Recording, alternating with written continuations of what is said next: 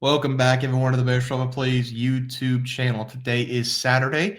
It is November 15th, and I'm back bringing out some more college basketball plays. You see the leaderboard? Nothing to show. It's 10:30 right now. I'm recording after the Louisville game in college football where I don't even want to talk about it. We have Arizona -2.5 going up against UCLA, 45-47 right now. I thought Arizona was going to pull away. They went up by 8, and now UCLA just chipping away. Let's see here. I'm going to look at the last possessions for UCLA. 45-40 in favor of Arizona. We have Donovan didn't go to the bench, and UCLA goes on a run, it looks like. 3 straight. 10:59 timeout, 47-45 in favor of the Bruins. Donovan Denton sitting on 9 points. We need 7 more for that to hit, and we need Arizona -2.5. So tomorrow morning, when you see this video, it's either going to say 10-1 streak, 11-0 streak, or nothing. If we lose both, we aren't streaking anymore. So hopefully Arizona and Donovan didn't come through for us. I really want to keep this streak alive. But let's talk about the game for tomorrow. Not a lot of college basketball on tomorrow, not a lot of top 25 matchups on tomorrow, but we've got 2 of the better teams in the nation going head-to-head here. UConn -3.5 is going to be the play going up against BYU. This number's on the rise. I already see it at 4, even 4.5 on some books. If you can get the 3.5, great. If not, I'll play it up to 5.5. But it's going to be AJ and Richie Saunders for BYU. Now, I looked up how to pronounce his name in an interview. He said to just take out the T. So Debonsa. That's what he said. He said the T is silent, so that's what I'm going to go with. One of the better freshmen to come in. I don't know how he went to BYU. I guess that's just what the Mormons do, baby. They get the best players.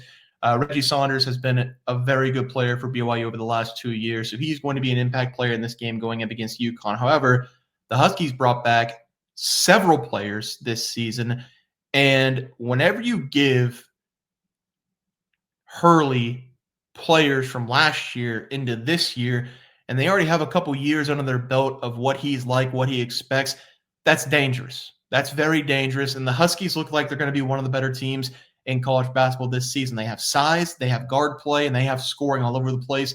Ball, Caravan, Damari, Reed, these guys are putting up double-digit points per game. They're all players from last year, a couple transfers as well. That brings in some size.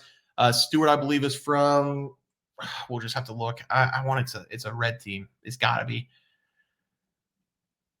Oh, no. Stewart's been there all 3 years. Who's the kid that they got in the transfer portal? It can't be Reed. I know he's been there. Yeah, Michigan last year. It's got to be, maybe it's the guard. Malachi Smith is from Georgia, maybe? No, Dayton. Transferred from Dayton last year, 10.4 points per game. So that's going to be one of your players probably coming off the bench for UConn. So we'll see how they look. So far, so good for them this season.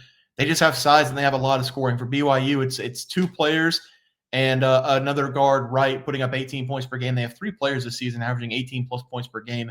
So we'll see if BYU can keep up in this game. But if we're going to just look at depth and look at bench and look at all the players that UConn have had over the last couple of years with Dan at the helm at UConn, you just know that UConn is going to be a well-coached team, play good defense, have great offensive sets. Wright does come over from Baylor. I see he's a transfer from Baylor, 11 points per game last season in the Big 12.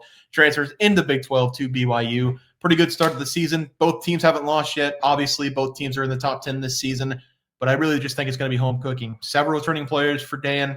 Why do I want to keep saying Dan Quinn? I have Dan Quinn on my brain, maybe because I miss him as a defensive coordinator. Hurley, there's so many returning players for him. And like I said, whenever you give him returning players, whenever you have elite talent on the team and you let him coach them for 2+ years, they're a dangerous team. I'm going to take UConn -3.5 as the play. For the player props tomorrow, going to go with Caravan over the total points. I feel like he might be hot from deep in this one. Not a guy that you typically would expect him to step out deep and hit some shots. He plays the power forward position, but he is a very good sharpshooter from the outside. I expect him to do a lot in this game, and solo ball is also very good. Honestly, UConn, I would say UConn can dominate the paint in this one, but I just think the size of Debonsa, or however we pronounce his name, the silent T, maybe he has an impact in this one going up against Caravan. It feels like he might draw him in a matchup. I just think Caravan is going to be setting up on the outside and taking a lot of threes in this game. So we'll see how it sets up. I'm very excited to watch this game.